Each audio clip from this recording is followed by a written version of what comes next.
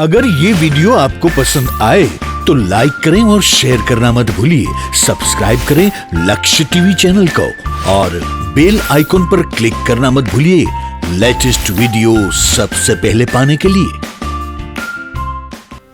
आदर न होय आव नहीं आदर नहीं नहीं नहीं नु माने वो घर कबहू न जइए भले कंचन वर्षे मेघ। જેના ઘરે આપણને આવકાર ન મળે એવાની ઘરે એની ઘરે પૈસાનો વરસાદ થાય તોય ન જવું, ભલે થાય કંચન સોનું કેમ નથી વરસતું, ન જવું.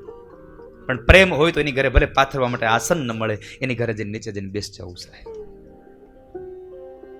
લોકોનો પ્રેમ જોવો ને એની ઘરે જવું. પૈસાવાળાની ઘરે મને ઘણા લોકો એમ કે તમે દાદા પધરામણીમાં કેટલા પૈસા લ્યો છો? ઘણા લોકો તો બિચારા એમ મૂંઝાતા હોય કે આ પૈસા લેતા આપણે કેમ પધરામણી કરવી એની. મેં ચોખ્ખું કહ્યું કે સાહેબ મને પૈસાવાળાની ઘરે જવા જેટલું ગમે છે એના કરતાં ગરીબોની ઘરે જવામાં મને વધારે આનંદ મળે છે. કારણ મેં મારી પ્રત્યક્ષ મારી નજરે મેં દાખલા જોયા છે. હું એક ગામમાં કથા કરવા ગયો. ભાગવતજીની સાક્ષીઓ, આ પ્રસંગ સત્ય છે. હું ગામમાં પ્રસંગ કરવા ગયો, કથા કરવા ગયો અને રાત્રે પધરામણીમાં હતો. રાતના 12:30 થી 1 વાગ્યાનો સમય થઈ ગયો હશે અને હું મારા ઉતારે જતો હતો. ત્યારે 4 વ્હીલ નહોતી, હાલીન ગામમાં પધરામણી કરતો હતો. મને એક એવી કથા યાદ છે. હું ઠાકોરજીને લઈને આવું છું ને એવી જ રીતના ઠાકોરજીને લઈને જતો હતો. હું 2 વ્હીલમાં બેઠો હતો. હા, રોજ 2 વ્હીલમાં મને મૂકવા આવે ને 2 વ્હીલ લઈ જાય. આવી યાત્રા હતી મારી. કોઈ દિન હાથી, કોઈ દિન ઘોડા, કોઈ દિન પેદલ. ક્યારેક ગાડી હોય, ક્યારેક ન હોય. અને ત્યારે નહોતી જ. હું હાલીને પધરામણી કરતો હતો અને મારી સાથે 15-20 જણા સાથે હતા. ગાડીનો અભાવ હતો, માણસોનો અભાવ નહોતો. અને ગાડી એટલે લીધી કે માણસો બહુ ઝાઝા હતા. એક ગાડીમાં સામે નહીં, બીજી ગાડી હતી નહીં. એટલે કીધું હાલો હાલીને જાય.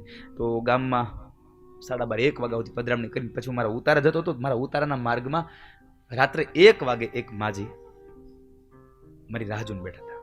રાતનો 1 વાગ્યો, 70 વર્ષની ઉંમર. એક શબ્દ નથી ખોટો. આ ભાગવતની વ્યાસપીઠથી બોલું છું એટલા માટે. દંતકથા નથી, આ સત્ય ઘટના છે.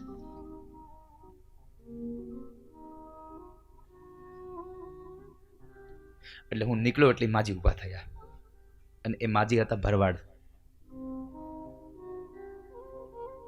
એમણે મને પગે લાગ્યા. એટલે મને કે દાદા અમારી ઘરે પધારો ને, અમારા ગરીબની ઘરે આવશો ને તો અમને બહુ રાજી થશું. અમારી પાસે દક્ષિણા દેવા માટે પૈસા નથી. મારી પાસે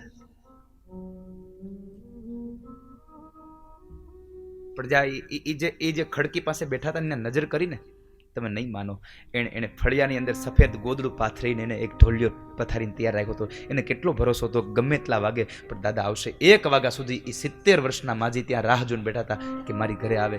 એટલે કહું છું સાહેબ, પૈસાવાળા કરતાં મને ગરીબના ઘરે જવું વધારે ગમે છે. ત્યાં પ્રેમ હોય છે, ત્યાં લાગણી હોય ને ભાવ હોય છે.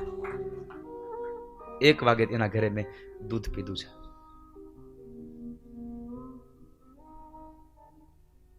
આવ નહીં આદર નહીં નહીં નહીં નું માને વો ઘર કબ ભલે કંચન વર્ષે મેઘ. પૈસો ગમે તેટલો હોય પણ જો ભાવ ન હોય, આદર ન હોય, પ્રેમ ન હોય તો એ પૈસો શું કામનો? એની હારેનો સંબંધ શું કામનો જો તમારી સાથે પ્રેમ ન હોય, તમારી સાથે કોઈ સંબંધ લાગણી ન હોય તો?